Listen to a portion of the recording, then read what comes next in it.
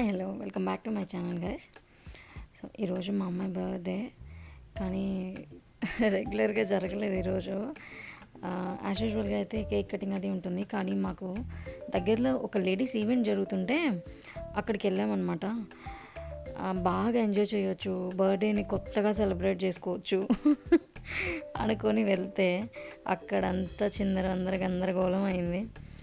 ఒక్కటంటే ఒక్కటి కూడా రాలేదు గిఫ్ట్. అస్సలు ఇంకా వెళ్ళిన బొమ్మలు వేసుకుంటూ కూర్చున్నాము. ప్రతిదీ కూడా ఒక్క నెంబర్తో 2 నెంబర్లతో మిస్ అయిపోతూ వచ్చింది.